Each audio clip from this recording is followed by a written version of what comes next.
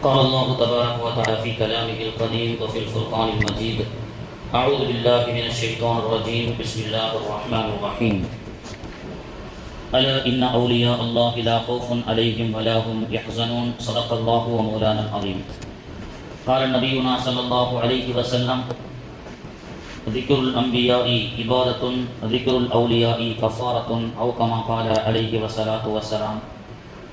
அளவற்ற அருளாளனும் நிகரற்ற அன்புடையவனுமாகிய எல்லாம் வல்ல அல்லாஹுவின் திருநாமத்தால் போற்றி துவங்குகின்றேன். கண்மணி நாயகம் முத்து முஹம்மது முஸ்தபா ரசூலுல்லாஹி ஸல்லல்லாஹு அலைஹி வஸல்லம் அன்னாருடைய ஷஃபாஅத்தை பெறக்கூடிய பாக்கியத்தை மறுமையிலும் அன்னாருடைய துஆவை பெறக்கூடிய பாக்கியத்தை இம்மையிலும் வல்ல ரஹ்மான் நாம் அனைவருக்கும் நசீபாக்கி தருவானாக.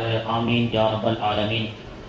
ஹிஜ்ரி 470 ரமலான் பிறை 1 அன்று கௌதுல் ஆலம் அவர்கள் இந்த உலகத்திலே பிறந்தார்கள்.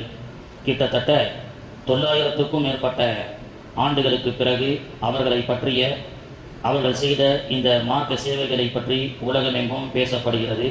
கிபி 1077க்கு தாண்டி இன்று 2025 வரை மக்களால் பேசப்படுகின்ற ஒரு இறைநேசர் கௌதுல் ஆலம் முஹியுத்தீன் அப்துல் காதர் ஜீலானி கதஸல்லாஹு சிர்ரஹுல் அசீஸ். குர்ஆனிலே நபிமார்களை பற்றியும் நபிமார்களுடைய வரலாறுகளை பற்றி எப்படி அல்லாஹ் குர்ஆனில் சொல்லி காட்டுகின்றானோ அதே போன்று குர்ஆனிலே நிறைய வலிமார்களை பற்றியும் வலிமார்களுடைய வரலாறுகளை பற்றியும் அல்லாஹ் தஆலா சொல்லி காட்டுகின்றான்.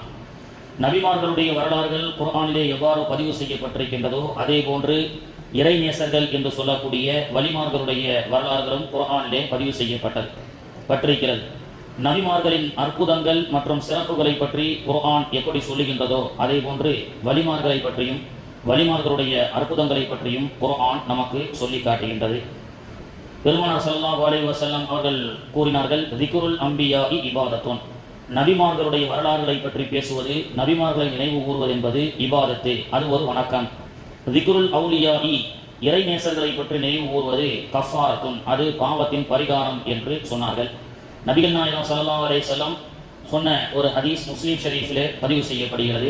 தரத்து ஃபீக்கும் அம்ரைன், நான் 2ஐ விட்டு செல்கின்றேன். லன் தவில்லு மா தமஸ்ஸகும் பிஹிமா, அந்த 2ஐ நீங்கள் பற்றி பிடிக்கும் காலமெல்லாம் நீங்கள் வழிதவர மாட்டீர்கள். ஒன்றாவது கிதாபுல்லா, அல்லாஹுடைய வேதமான குர்ஆன். இன்னொன்று பித்ரி, என்னுடைய குடும்பத்தார்கள் என்று சொல்லி காண்பித்த இந்த ஹதீஸ் முஸ்லிம் ஷரீஃபிலே பதிவு செய்யப்படுகிறது. ஸல்லல்லாஹு அலைஹி வஸல்லம் 2ஐ நான் விட்டு செல்கின்றேன். தரத்து ஃபீக்கும், அந்த 2ல் ஒன்று குர்ஆன், இன்னொன்று என்னுடைய குடும்பத்தார்கள், அகல பைத்துகள், என்னுடைய வாரிசுகள் என்று சொல்லிக் கொடுப்பார்கள். நமக்கு ஒரு சந்தேகம் வரலாம். ஹிஜ்ரி 61 கர்பலா என்ற கூஃபாவில் நடைபெற்ற அந்த ஷஹாதத்தில் தான் ஹுசைன் ரலியல்லாஹு அன்ஹு அவர்களும் நபிகள் நாயகத்துடைய குடும்பத்தார்கள் அனைவரும் ஷஹீதாக்கப்பட்டு விட்டார்களே, அதற்கு பிறகு நபியினுடைய குடும்பத்தார்கள் எப்படி வந்தார்கள் அப்படின்னு சொல்லி நமக்கு ஒரு கேள்வி எழலாம். கர்பலா ஹிஜ்ரி 61 கூஃபா இன்றைய ஈராக்கிலே நடைபெற்றது நம் அனைவருக்கும் தெரியும். அந்த வரலாறை பற்றி முஹர்ரமிலே பேசினோம். அப்படி அந்த கர்பலாவிலே பெருமானார் ஸல்லல்லாஹு அலைஹி வஸல்லம் உடைய குடும்பத்தை சார்ந்த 72 மக்களிலே கர்பலாவிலே பெருங்கொண்ட பெருமானாருடைய குடும்பத்தார்கள் எல்லாம் ஷஹீதாக்கப்பட்டாலும், பெருமானுடைய பேரப்பிள்ளைகள் குழந்தைகள் எல்லாம் ஷஹீதாக்கப்பட்டாலும், ஜெய்னுல் ஆபதீன் ரலியல்லாஹு அன்ஹு இப்னு ஹுசைன் ரலியல்லாஹு அன்ஹு அவர்கள் அந்த கர்பலா களத்திலே ஷஹீதாக்கப்படவில்லை. அவர்கள் நோய்வாய்ப்பட்டிருந்தார்கள். இன்னும் அவருடைய குடும்பத்தை சார்ந்த உம்மு குல்தூம் ரலியல்லாஹு அன்ஹா இன்னும் 2-3 பெண்மணிகளும் அந்த கர்பலாவிலே ஷஹீதாக்கப்படாமல் கைது செய்யப்படுகிறார்கள். இந்த ஜெய்னுல் ஆபதீன் ரலியல்லாஹு அன்ஹு அவர்களுடைய அந்த பிச்சு நிலத்தில் தான் ஜாஃபர் சாதிக் ரலியல்லாஹு அன்ஹு பெருமானாருடைய குடும்பத்தார்கள் தோன்றுகின்றார்கள். இப்படியாக ஜெய்னுல் ஆபதீன் ரலியல்லாஹு அன்ஹு அவர்கள் மூலமாக பெருமானாருடைய குடும்பம் அங்கிருந்து அந்த வராசத்து தொடர்ந்து வருகிறது. ஜாஃபர் சாதிக் ரலியல்லாஹு அன்ஹுவிலிருந்து தொடர்ந்து ஜத்தே ஹசன் ஜத்தே ஹுசைன் என்ற அந்த பரம்பரை என்பது ஹிஜ்ரி, அந்த பரம்பரை தொடர்ந்து ஹிஜ்ரி 470 தான் அந்த பரம்பரையை சார்ந்த ஜத்தே ஹசன் ஜத்தே ஹுசைன் ரலியல்லாஹு அன்ஹு அவருடைய அந்த வராசத்தில் தான் சையதுனா கௌதுல் ஆலம் முஹியுத்தீன் அப்துல் காதர் ஜீலானி கதஸல்லாஹு சிர்ரஹுல் அசீஸ் அவர்கள் அந்த தேசத்தில் பிறக்கிறார்கள். அல்லாஹ்வுடைய ஒரு ஸ்டைல் என்னன்னு சொன்னால், இந்த ஈராக் என்ற இந்த தேசம் கூஃபா என்று அழைக்கப்பட்டது. அந்த கூஃபாவில் தான் பெருமானாருடைய எல்லா குடும்பத்தார்களும் அழிக்க வேண்டும் என்று கொடுங்கோல் ஆட்சியாளர்கள் திட்டமிட்டார்கள். எந்த கூஃபாவில் ஈராக்கில் பெருமானாருடைய குடும்பத்தாரை அழிக்கணும்னு சொல்லி நினைத்தார்களோ, அதே கூஃபா பக்கத்தில் இருக்கக்கூடிய ஈரானிலே ஜீலான் என்ற தேசத்திலே பெருமானாருடைய ஜத்தை சார்ந்த அப்துல் காதர் ஜீலானி அவர்களை அல்லாஹ் பிறக்க செய்கின்றான். அதுதான் அல்லாஹ்வுடைய ஸ்டைல். அல்லாஹ்வுடைய மார்க்கத்தை எதிர்க்கக்கூடியவர்களிலிருந்து தான் அல்லாஹ் தஆலா அங்கிருந்து தான் அவனுடைய வல்லமையை இந்த உலகத்திற்கு காட்டுவான். பாபர் மசூதியை இடிக்க வேண்டும் என்று முதல்ல கடப்பாறையை கொண்டு அந்த குப்பாவை இடித்தவர், பிறகு அவர் இஸ்லாத்தை ஏற்றுக்கொள்கின்றார். பீர்பல் சிங் என்று சொல்லக்கூடியவர் இஸ்லாத்தை ஏற்றுக்கொள்கின்றார். அதாவது வாளை ஏந்தி உமர் ரலியல்லாஹு அன்ஹு நபிகள் நாயகத்தை கொலை செய்து ஆக வேண்டும் என்று கொலைவெறியோடு சென்ற உமருக்கு அல்லாஹு தஆலா தீனுல் இஸ்லாம் என்ற அந்த வாக்கியத்தை கொடுத்தான். தீனை அழிக்க சென்றவர்களுக்கு அல்லாஹு தஆலா அவர்களுடைய உள்ளத்தை மாற்றி தீனுல் இஸ்லாத்தை அல்லாஹ் வளரச் செய்தான். எரிமலையாய் குமுறி கொண்டு ஏழை ஏந்தி வந்த வாளை ஏந்தி விரிமலராய் மாறிவிட்ட விந்தையே அப்படின்னு சொல்லுவாங்க. எரிமலையாய் குமுறி கொண்டு வாளை ஏந்தி பெருமானார் அவர்களை கொலை செய்ய வந்த உமருக்கு விரிமலராய் மாறிவிட்ட விந்தையே, அவருடைய உள்ளத்திலே அல்லாஹு தஆலா எரிமலையை கூட விரி மலராய் அல்லாஹு தஆலா மாட்டினான் அப்படின்னு சொல்லி நமக்கு கவிதையில் நமக்கு படித்து காட்டுவார்கள். இப்படி அல்லாஹ்வுடைய ஸ்டைல் என்னன்னு சொன்னா, இஸ்லாத்தை அழிக்க வேண்டும் என்று புறப்பட்டவர்களுடைய உள்ளத்திலிருந்து அல்லாஹ் இஸ்லாத்தை வளரச் செய்வான். அப்படித்தான் அந்த கூஃபா தேசத்துல ஸல்லல்லாஹு அலைஹி வஸல்லமுடைய குடும்பத்தார்களை அழித்து விட வேண்டும் என்று நினைத்தவர்கள் அதே கூஃபாவுக்கு பக்கத்தில் இருக்கக்கூடிய ஜீலான் என்ற தேசத்திலே செய்தனா கௌதுல் ஆலம் முஹியுத்தீன் அப்துல் காதர் ஜீலானி அவர்கள் அந்த தேசத்திலே உதிக்கிறார்கள். இன்னைக்கு சமூகத்தில் நிறைய பேர் சொல்லக்கூடிய விஷயம் என்னன்னு சொன்னா, நபிமார்களை அல்லாஹு தஆலா சிறப்புப்படுத்தினான். அவர்கள் மூலமாக வெளிப்படக்கூடிய ஆச்சரியங்கள் எல்லாம், அற்புதங்கள் எல்லாம் முஅஜிஸா என்று நமக்கு சொல்லிக் கொடுப்பார்கள். நபிமார்கள் மூலமாக அல்லாஹ் ஒரு அற்புதத்தை நடத்தினால் அதற்கு பெயர் முஅஜிஸா. இறை நேசர்களின் மூலமாக அல்லாஹ் ஒரு காரியத்தை அதிசயத்தை நடத்தி காட்டினால் அதற்கு பேர் கராமத் அப்படின்னு சொல்லுவாங்க. நடத்தி காட்டுவது என்பதோ அல்லாஹ் தான். நபியின் மூலமாக அல்லாஹ் நடத்துகின்றான், இறை நேசர்களின் மூலமாக அல்லாஹ் நடத்துகின்றான். சில ஆச்சரியங்களை எல்லாம் வலிமார்களுடைய கராமத்துகளை பற்றி பேசும் பொழுது இன்றைய நவீனம் பேசக்கூடியவர்கள், நவீன விவாதிகள் சொல்லக்கூடியது என்னன்னு சொன்னா, மொய்தீன் அப்துல் காதர் ஜீலானி அவருடைய வரலாறை பேசுகின்றோம் என்ற பெயரிலே நிறைய கராமத்தை ஏளனமாக நினைக்கக்கூடியவர்கள் உண்டு. உதாரணத்துக்கு மொய்தீன் அப்துல் காதர் ஜீலானி அவர்கள் ரமலான் பிறை 1 அன்று பிறக்கிறார்கள். ஹிஜ்ரி 470. ரபியுல் ஆஹிர் இந்த பிறையில் ஏன் அவர்களை பற்றி நாம் பேசுகின்றோம் என்றால், ரபியுல் ஆஹிர் பிறை 11 அவர்கள் வஃபாத் ஆகிறார்கள். அதனால் தான் உருஸ், அவருடைய நினைவாக அவர்களை பற்றி நாம் பேசுகின்றோம். இப்படி ரமலான் பிறை 1 அன்று ஜீலான் தேசத்திலே பிறக்கும் பொழுதே விலாயத்து பெற்ற அதிசய குழந்தை, அந்த குழந்தை ஒரு அதிசய குழந்தை, நாயகத்தினுடைய பேர வழியிலே வரக்கூடிய ஜத்தே ஹசன் ஜத்தே ஹுசைன் ரலியல்லாஹு அன்ஹுடைய வழியிலே வரக்கூடிய அபு சாலிஹ் அவர்களுக்கும் ஃபாத்திமா அவர்களுக்கும் பிறந்த தவ புதல்வர் தான் முஹியுத்தீன் அப்துல் காதர் ஜீலானி. ரமலான் பிறை 1 அன்று ஹிஜ்ரி 470 பிறக்கிறார்கள். அப்படி அவங்க பிறக்கும் பொழுது ரமலான் பிறை 1 இரவில் பிறந்து பகலில் எல்லோரும் நோன்பு வைத்திருக்கக்கூடிய நிலையில அந்த குழந்தைக்கு அமுதூட்டுவதற்காக ஃபாத்திமா அவர்கள் முற்பட்ட போது சகர் நேரத்திலிருந்து இஃப்தார் வரை அவர்கள் நோன்பாளியாகவே இருந்தார்கள். அவர்கள் அமுதை அருந்தவில்லை என்று வரலாறு சொல்லி காட்டுகின்றது. பிறந்த மாத்திரத்திலேயே விலாயத்து பெற்று இறை அற்புதத்தை பெற்று பகல் பொழுது நோன்பு வைக்கக்கூடிய பிள்ளையாக மொய்தீன் அப்துல் காதர் ஜீலானி கத்தஸல்லாஹு சிர்ரஹுல் அசீஸ் அவர்கள் வளர்ந்ததாக ஈரான் தேசத்தினுடைய வரலாற்று ஆசிரியர்கள் நமக்கு சொல்லிக் கொடுக்கிறார்கள். அந்த ஆண்டு ரமலான் 29 அன்னைக்கு பிற பார்க்கிறாங்க. பிறை பார்த்தால் பிறை தெரியவில்லை, மேகமூட்டமாக இருந்தது. அப்போ மொய்தீன் அப்துல் காதர் ஜீலானியுடைய தாயார் சொன்னாங்க, நாளைக்கு எல்லோரும் சகர் செய்வோம், சகரை தாண்டி என்னுடைய அப்துல் காதர் குழந்தை பால் அருந்திவிட்டால் நாளைய தினம் அல்லாஹ் பெருநாளாக ஆக்கி வைப்பான் என்று சொல்ல, அந்த 29 அன்னைக்கு பிறை தெரியாமல் எல்லோரும் குழம்பு போயிருக்க, சகர் நேரம் தாண்டி ஃபஜருக்கு அப்துல் காதர் ஜீலானி அவர்கள் அமுதை அருந்தினார்கள். அன்றுதான் பெருநாள் என்று ஈரான் தேசம், அந்த ஜீலான் தேசம் பெருநாளாக கொண்டாடியதாக வரலாறு நமக்கு சொல்லி காட்டுகிறது. இந்த வரலாறு எல்லாம் பள்ளிவாசல்ல உட்கார்ந்து சொன்னா சில பேர் ஏளனமாக பேசுவாங்க. என்னடா அது, ஹஜ்ரத் உட்கார்ந்து கப்சா அடிச்சிட்டு இருக்கிறாரு, வரலாறு என்ற பேரிலே பள்ளிவாசல்ல பொய் சொல்றார் அப்படின்னு சொல்லி சில பேர் சொல்லுவாங்க. மோமீன்கள் இந்த அதிசயத்தை அல்லாவால் நிகழ்த்த முடியுமா? அப்துல் காதர் ஜீலானி அவர்களால் நிகழ்த்த முடியாதுன்னா சந்தேகப்படலாம். அல்லாவால் நிகழ்த்த முடியுமா? ஒரு குழந்தையை அவ்வாறு ரமலானுடைய காலத்தில் பால் அருந்தாமல் நோன்பாளியை போன்று ஒரு குழந்தையை அல்லாவால் இருக்க செய்ய முடியுமா? இது அல்லாஹ்வுடைய அற்புதத்தில் ஆகுமா என்று சொன்னால் அல்லாஹ்வுடைய ரேஞ்சில் சிந்திச்சு பார்த்தா நிச்சயமாக ஆகும். அது மட்டுமல்லாம மூசா அலைஹிஸ்ஸலாமுடைய வரலாற்றை அல்லாஹ் தஆலா சொல்லி காட்டுகின்றான். வரலாறு பெரிய ஷார்ட்டா சொல்றேன்.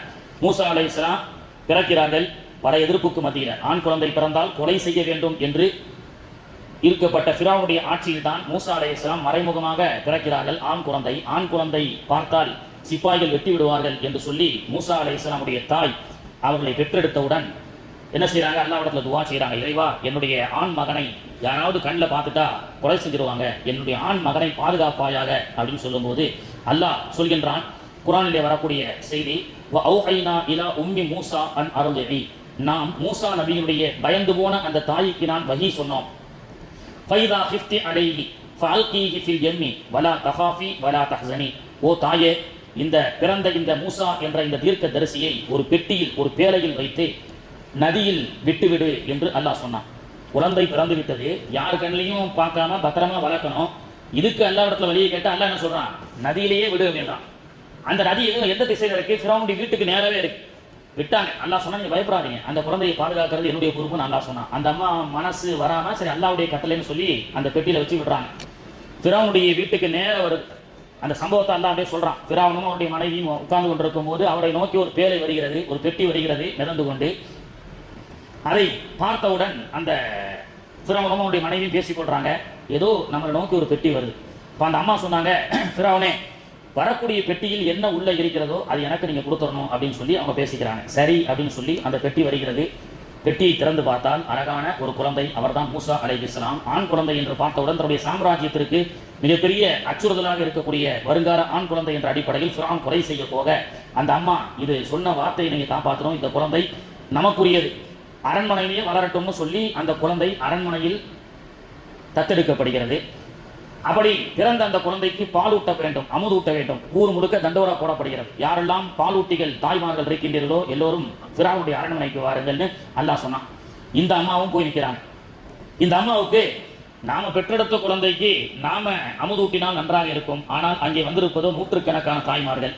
இந்த நூற்றுக்கணக்கான தாய்மார்களுக்கு மத்தியில மூசா நமக்கு கிடைப்பாரா அப்படின்னு அந்த அம்மா ஏங்கிட்டு இருக்கும் போது அல்லாஹ் சொன்னா, வஹர்ரம்னா அலைஹில் மராதிஅ, நான் மூசா நபியினுடைய தாயை தவிர மற்ற தாயினுடைய பாலை அருந்துவதற்கு நான் ஹராமாக்கி விட்டேன் அப்படின்னு அல்லாஹ் சொல்றான். அப்போ ஒரு குழந்தை பால் குடிக்க வேண்டுமா வேண்டாமா என்பது அல்லாஹ்வுடைய சக்திக்குள்ளது. அதனால அல்லாஹ் என்ன சொல்றான் அந்த இடத்துல, வஹர்ரம்னா அலைஹில் மராதிஅ, மற்ற தாயினுடைய அமுதை குடிப்பதற்கு மூசாவுக்கு நாம் ஹராமாக்கி விட்டோம். எனவே அவர் மற்ற தாயினுடைய அந்த அமுதூட்டுவதற்கு முற்படும் பொழுது மூசா அலைஹிஸ்ஸலாம் தலையை திருப்பிக் கொண்டார்கள். அப்போ ஒரு குழந்தை பால் அருந்த வேண்டுமா வேண்டாமா, அதை அருந்த வைக்கக்கூடிய அற்புதத்தையும் அல்லாஹ் செய்வான். அது வேண்டாம் என்றாலும் அல்லாஹ் அதுக்கு ஹராமாக்குவான் என்ற இந்த அருள் வசனத்தை நாம் நம்பினால் மொய்தீன் அப்துல் காதர் ஜீலானி அவருடைய வரலாறையும் நம்பித்தான் ஆக வேண்டும். அதைத்தான் ஈரான் தேசம் சொல்கிறது. ரமலான் பிறை ஒன்றில் பிறந்தார், வஹர்ரம்னா அலைஹில் மராதிஅ, பகல் நேரத்திலே அமுது குடிப்பதை ஜீலான் அவர்கள் ஹராமாக்கி கொண்டார்கள். பகல் நேரத்தில் நோன்பாளி மாதிரியே அப்துல் காதர் ஜீலானி அவர்கள் இருந்ததாக வரலாறு நமக்கு பார்க்கப்படுகிறது. அப்போ நபிமார்களுடைய அற்புதத்தை முஅஜிஸா என்றும் இறைநேசர்களுடைய கராமத்தை கராமத் என்று விளங்கினால் பிரச்சனை கிடையாது. அப்படி கராமத்தை இது அல்லாஹ் நிகழ்த்துகின்றான் என்றால் நமக்கு பிரச்சனையே கிடையாது. ஆனா சமூகத்தில் அதுதான் இப்ப பிரச்சனையா இருக்கு. இறைநேசர்களுக்கு அப்படிப்பட்ட சக்தி உண்டுமா, அது எப்படின்னு சொன்னா அவர்களுக்கு அல்லாஹ் அவர்களை கொண்டு நிகழ்த்துகின்றான், நிகழ்த்தப்படுகிறது. மூசா அலைஹிஸ்ஸலாமுடைய தடிய அல்லாஹ் தஆலா கீழே போடுங்கன்னா, கீழே போட்ட உடனே மரக்கட்டை பாம்பாக மாறுகிறது. மரக்கட்டைன்னு சொன்னா உயிரற்ற ஒரு மரக்கட்டையை கூட அதிலிருந்து அல்லாஹ் தஆலா பாம்பை வர வைக்க முடியும். மூசா நபி அவர்களுடைய புனித கரங்கள் பட்ட அந்த வெறும் கட்டைக்கு கூட உயிரை அல்லாஹ் தஆலா கொடுத்தான். இது முஅஜிஸா, அற்புதம். அதே போன்று பெருமானார் ஸல்லல்லாஹு அலைஹி வஸல்லம் அவர்கள் மெம்பர் படியிலே பயான் செய்து கொண்டிருக்கும் பொழுது சஹாபாக்கள் எல்லாம் மஸ்ஜித் நபவியிலே பயானை கேட்டுக்கொண்டிருக்கும் பொழுது ஒரு அழுகுரல் கேட்கிறது. ஒரு அழுகையினுடைய சத்தம் மனித சத்தத்தை போன்றும் அல்லாமல் மிருக சத்தத்தை போன்றும் அல்லாமல் ஒரு விசித்திர அழுகை குரலை சஹாபாக்கள் செவியுற்றார்கள். புகாரியிலே வருகிறது. அப்போ என்ன சத்தம் வருதுன்னு சொல்லி இறங்கி போய் பார்த்தா ஸல்லல்லாஹு அலைஹி வஸல்லம் அவர்கள் அன்றைய தினம் புது மெம்பர்ல ஏறி பயான் செஞ்சாங்க. அவர்கள் ஏறி அமர்ந்த பழைய மெம்பர் படி ஓரங்கட்டப்பட்டது. அப்படி ஓரங்கட்டப்பட்ட அந்த மெம்பர் படிதான் அழுவ ஆரம்பிக்கிறது. ஏனென்றால் சென்ற வாரம் வரை பெருமானார் அவர்கள் இதுவரை என் மீது அமர்ந்து பயான் செய்கிறார்கள். அது பழுதடைந்து விட்ட காரணத்தினால் புது மெம்பர் படி அமைக்கப்பட்டு ரசூலுல்லாஹ் அங்க உட்கார்ந்து பயான் செய்யறாங்க.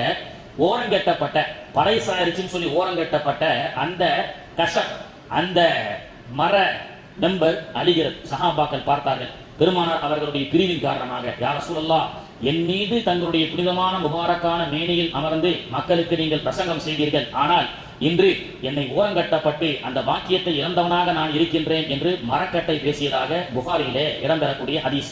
பொதுவாக உணர்வே இல்லாத ஒருத்தனை பார்த்துதான், என்னடா மரக்கட்டமா இருக்க, உனக்கு கொஞ்சம் கூட இறக்க சிந்தனை இல்லையான்னு சொல்லி உணர்வு இல்லாததற்கு உதாரணத்தை மரக்கட்டைக்கு சொல்லுவோம். ஆனால் அப்படி உணர்வில்லாத மரக்கட்டை கூட நாயகத்தினுடைய பிரிவை ஏங்கி அழுததாக புகாரிலே இடம்பெறுகிறது. மரக்கட்டை கூட நபிகளை சுமந்த காரணத்தினால், அதை பெரும் பாக்கியம் என்று கருதிய காரணத்தினால் அல்லாஹு தஆலா அந்த மரக்கட்டைக்கு உணர்வை கொடுத்தான், உயிரை கொடுத்தான். பெருமானார் அவர்கள் சொன்னார்கள், இந்த மரக்கட்டையை தஃபன் செய்யுங்கள் என்று. ஒரு சராசரி மனிதர்களை எப்படி அடக்கம் செய்யப்பட்டதோ அந்த மரக்கட்டையை அடக்கம் செய்யப்பட்டது. பெருமானார் அவர்கள் சொன்னார்கள், இதுவும் நாளைக்கு கியாமத் நாளில் வரும், அதற்கும் அல்லாஹ் சொர்க்கத்தை கொடுப்பான் என்று சொன்னார்கள். ஒரு மரக்கட்டை நபியை நேசித்தது, நபியுடைய பிரிவை நினைத்து அழுதது, அந்த உணர்வை அல்லாஹ் புரிந்து கொண்டதாக சொல்லப்பட்டது. பொதுவாக ஒரு மௌத்து, ஒரு ஜனாசா நம்ம இடத்தில் வருகிறது, நம்மள எத்தனை பேர் யாராவது இப்படி நினைக்கக்கூடியவர்கள் உண்டா? மௌத் ஆயிட்டாங்கன்னு சொன்னா இந்த மையத்து நானாக இருக்கக்கூடாதுன்னு யாரும் நினைப்பாங்களா? இந்த அடக்கம் செய்யப்பட்ட மையத்து நானாக இருக்கணும் அப்படின்னு உலகத்தில் யாருமே நினைக்க மாட்டாங்க. ஆனா சஹாபாக்கள் அப்படி நினைச்சாங்க. பெருமானார் ஸல்லல்லாஹு அலைஹி வஸல்லம் ஒரு ஜனாசா, ஒரு நபித்தோழருடைய ஜனாசாவிலே கலந்து கொண்டு அந்த நபித்தோழரை குளிப்பாட்டி அந்த ஜனாசாவுக்கு கஃனிட்டு அந்த ஜனாசாவை ஈருலக சர்தார் நபிகள் நாயகம் ஸல்லல்லாஹு அலைஹி வஸல்லம் அவர்களே தொலை வைக்கிறார்கள். தொலை வைத்து அவர்களே கபரிலே இறங்கி அடக்கம் செய்கிறார்கள். அப்படி அந்த நபித்தோழரை, அந்த ஒரு சஹாபியை பெருமானார் அவர்கள் குறிப்பாட்டும் பொழுது அருகில் இருந்த ஆயிரக்கணக்கான சஹாபாக்களும் இந்த மையத்தை நானாக இருக்கக்கூடாதுன்னு நினைச்சாங்க. உலகத்துல அந்த மாதிரி யாரும் நினைக்க முடியுமா? உலகத்துல ஒரு மௌத், நல்ல வேலை बहुत अच्छा है, இஸ்ராயல் உनको पकड़ के चलेगा हमको छोड़ेगा, இப்படிதான் நம்ம எல்லாம் யோசிப்போம். நல்ல வேலை நம்ம தஞ்சாவூர் வரைக்கும் வந்த இஸ்ராயல் என்ன செஞ்சிருக்கிறார், இதோ இந்த ரூபை கைப்பற்றி சென்று விட்டார், நம்மள விட்டுட்டு போயிட்டார். ஏன்னா லிஸ்ட்ல நமக்கு இல்ல, டைம் லேட்டா இருக்கு போல தெரியுது. ஆனா உலகத்துல ஒரு மௌத்தை பார்த்து இந்த மையத்து நானாக இருக்க கூடாதா என்று ஏங்கப்பட்ட ஒரு சமூகம் அது சஹாபாக்களாக இருக்கக்கூடும். ஏன் என்று சொன்னால் நபிகள் நாயகத்துடைய அந்தஸ்து என்ன என்று சஹாபாக்கள் புரிந்து வைத்த காரணத்தினால். ஏன் தெரியுமா? பெருமானார் ஸல்லல்லாஹு அலைஹி வஸல்லம் ஒரு உணவு கூடம், சஹாபாக்கள் எல்லாம் உட்கார்ந்து ரொட்டி சுட்டுட்டு இருக்காங்க. சில சஹாபாக்கள் அந்த மத்துபத்துக்கு ரசூலுல்லாஹ் போறாங்க, அந்த சமையல் கூடத்திற்கு ரசூலுல்லாஹ் போறாங்க. போய் பெருமானார் அவர்கள் இந்த நபித்தோழர்கள் எல்லாம் ரொட்டிய அந்த மாவை உருட்டி ரொட்டியாக தேய்த்து அப்படி கொடுக்குறாங்க. அதுல ஒரு கட்டியை பெருமானார் அவர்கள் எடுத்து ஸல்லல்லாஹு அலைஹி வஸல்லம் புனித கரங்களால் அந்த ரொட்டியை உருட்டி கொடுக்குறாங்க. பெருமானார் அவர்கள் கரங்களால் உருட்டி கொடுக்கப்பட்ட அந்த மாவை அடுப்பில் வைத்து வேக வைக்கிறார் அந்த சமையல்காரர். ஆனால் நெருப்பை மூட்டுகிறார், மாவு மாவாகவே இருக்கிறது, ரொட்டியாக மாறவில்லை. ஏன்னா மாவு மாவாக இருக்கிறது, ரொட்டியாக மாறவில்லை. நெருப்பை கொடுக்கின்றார், மாவாகவே இருக்கிறது. ரசூலுல்லாஹ் பார்க்கிறார், பெருமானார் அவர்கள் சிரிக்கிறார்கள். நாயகமே, என்ன அற்புதம், இதுவரை நூற்றுக்கணக்கான ரொட்டிகளை மாவிலிருந்து ரொட்டியாக எரிக்கப்பட்டு வேகப்பட்ட இந்த அடுப்பிலிருந்து தங்கள் கரம்பட்ட அந்த மாவு மட்டும் மாவாகவே இருக்கிறது என்று சொல்லும் பொழுது பெருமானார் அவர்கள் சிரித்துக் கொண்டு சொன்னார்கள், என் கரம் பட்டது, என் மேனி பட்டது நரகத்தையே அல்லாஹ் ஹராமாக்கிட்டானப்பா, இந்த நெருப்புலாம் எம்மாத்தம். எனவே கியாமத் நாள் வரை என் கரம் பட்ட இந்த மாவு மாவாகத்தான் இருக்கும், ரொட்டியாக மாறாது என்று சொன்னார்கள் ஸல்லல்லாஹு அலைஹி வஸல்லம். அப்ப அப்படிப்பட்ட பெருமானாருடைய முஅஜிஸா, கைப்பட்ட அந்த அற்புதம், அந்த முஅஜிஸாவை கொடுத்தது யார்? அல்லாஹ் கொடுத்தான். பெருமானார் ஸல்லல்லாஹு அலைஹி வஸல்லம் அவர்களுக்கு அதை அந்த சஹாபாக்கள் இறங்கி வைத்திருந்தார்கள். அப்போ ஒரு அதிசயம் என்பது நபியின் மூலமாக நடந்தால் அதற்கு பெயர் முஅஜிஸா. ஒரு அதிசயம் ஒரு இறை நேசர்களின் மூலம் நடந்தால் அதற்கு பேர் கராமத் என்பதை விளங்கிக் கொண்டால் நமக்கு ஷிர்க் என்பதற்கு வேலையே இல்லாமல் ஆகிவிடும். அப்படிப்பட்ட முஹையத்தீன் அப்துல் காதர் ஜீலானி வலிகள் கோமான் ரலியல்லாஹு அன்ஹு அவர்கள் பிறந்த பொழுதே விலாயத் பெற்றவர்களாக பிறந்தார்கள்.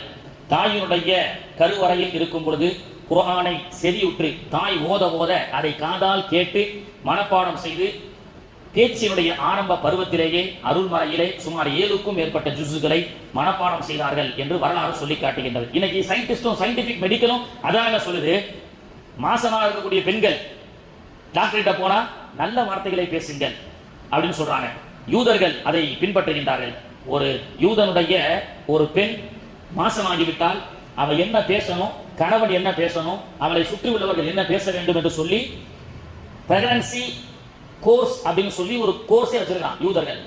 யூதனை சார்ந்த ஒரு பெண்ணு வந்து மாசம் ஆயிட்டானா அவ என்ன பேசணும், மேத்தமெட்டிக்ஸை பத்தி பேசு, ஹிஸ்டரியை பத்தி பேசு, உலகத்தினுடைய நவீனங்களை பற்றி பேசுன்னு சொல்லி கொடுக்கப்படுகிறது. ஏன்னா பேசினா அந்த குழந்தைக்கு கேட்கும். அந்த குழந்தை பிறந்து வந்ததற்கு பிறகு ஆளுமை மிக்க குழந்தையாக இருக்கும்.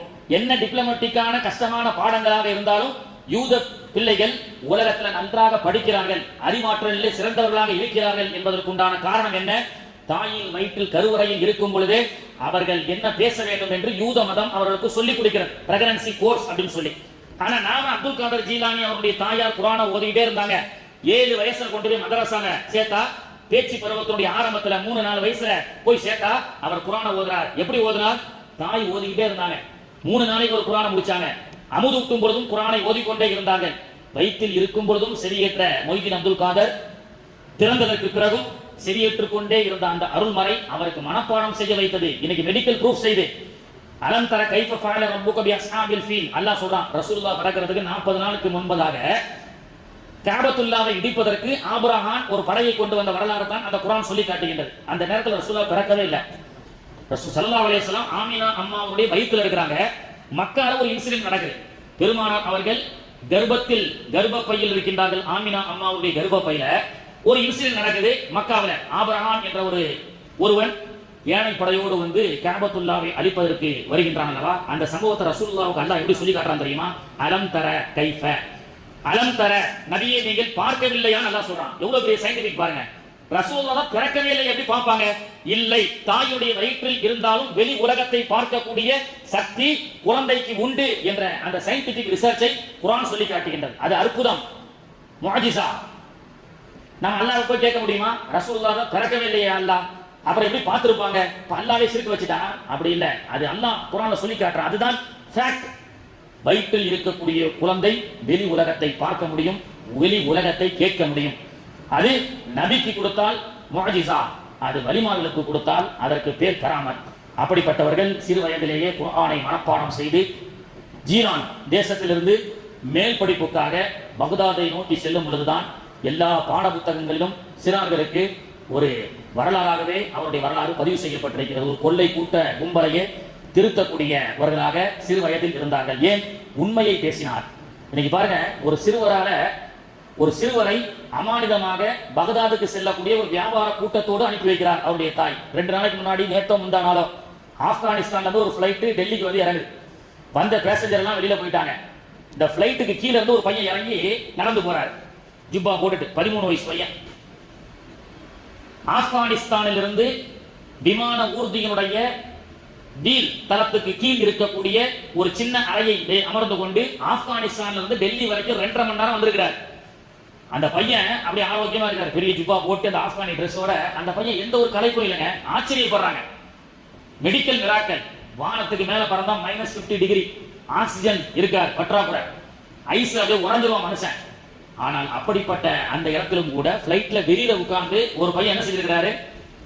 டெல்லியில ஆப்கானிஸ்தான் வந்த பிளைட்ல உட்கார்ந்து வந்திருக்கிறாரு. அந்த பையனை அந்த அதிகாரிகள் எல்லாம், விமான நிலைய அதிகாரிகள் எல்லாம் கூப்பிட்டு கேட்டாங்க, தம்பி எங்க இருந்து வந்த? இது அவன் அசால்ட்டா பேசுறான். இது ஈரான் இல்லையா? இது எந்த நாடு அப்படின்னு கேட்கறான். இது இந்தியாவா? நீ என்ன நினைச்ச? நான் ஈரானுக்கு போறான்னு அந்த பிளைட்ல ஏறிட்டேன் அப்படின்றான். பிளைட்ல கூட உள்ள கிடையாதுங்க, அந்த வீல் உள்வாங்க பாத்தீங்கன்னா அதுக்குள்ள இருக்கக்கூடிய ஒரு சின்ன கேப்ல உட்காந்து அந்த பையன் வந்திருக்கிறாப்ல. பெரிய மெடிக்கல் மிராக்கலா இருக்கு. நான் ஈரானுக்கு போலான்னு ஏறினேன், இந்தியாவுக்கு வந்துட்டேன்னு சொன்னோன்னே ஒன்றும் பண்ண முடியல. எப்படா வந்தான் இவ்வளவு ஹைட்ல வெளியில உட்கார்ந்து அந்த பிளைட்ல பயணிச்சு வர? பெரிய மெடிக்கல் மிராக்கல். திரும்ப அந்த பையனை ஆப்கானிஸ்தானுக்கு அனுப்பி வச்சதாக நேற்றைய தினம் நம்ம செய்தி பத்திரிகை தாள்ல நம்ம பார்த்தோம், செய்தியாக வந்தது. அப்போ சிறு பிள்ளை உலகத்தையே திரும்பி பார்க்க வச்சுதான் இல்லையா? அந்த மாதிரி கௌதுல் ஆலம் அவர்கள் உண்மையை பேசினார்கள். பொய் பேசக்கூடாது என்ற தாயினுடைய அந்த மந்திர சொல்லை அவர்கள் சிறு வயதிலும் அவர்கள் பாதுகாத்து உண்மையை சொன்னார்கள். அல்லாஹ் தஆலா அந்த கொள்ளை கூட்ட கும்பலுக்கு அல்லாஹ் ஹிதாயத்தை கொடுத்ததாக வரலாறு சொல்லி காட்டுகின்றது. இப்படி விலாயத்து பெற்ற கௌதுல் ஆலம் அவர்கள் பிறந்து வளர்ந்து சிறு பருவத்திலே பயணத்தை மேற்கொள்ளும் பொழுது ஒரு கொள்ளை கொண்ட கும்பல்களை இஸ்லாத்தை ஏற்றுக்கொண்டு திருந்திய வரலாற்றிலிருந்து இன்ஷா அல்லாஹ் அவர்கள் பக்தாதுக்கு சென்றார்கள். எத்தனை வயசு வரைக்கும் மார்க்க கல்வி படித்தார்கள், எத்தனை நாள் வரைக்கும் ஆன்மீக கல்வியை படித்து இறைநேசராக ஆனார்கள் அப்படி என்பதை இன்ஷா அல்லாஹ் அடுத்தடுத்த தினங்களிலே பார்ப்போம். வல்ல ரஹ்மான் இது போன்ற இறைநேசர்களுடைய வரலாற்றை கேட்பதன் மூலமாக ஆன்மீகத்திலும் நம்மை திளைக்க செய்து அவருடைய வரலாற்றின் அடிப்படையில் அவர்கள் செய்த அந்த உபதேசத்தின் அடிப்படையில் வாழக்கூடிய பாக்கியத்தை அல்லாஹ் தஆலா நாம் அனைவர்களுக்கும் தந்து அருள் புரிவானாக. சுப்ஹானல்லாஹி வ பிஹம்திஹி சுப்ஹானக்கல்லாஹும்ம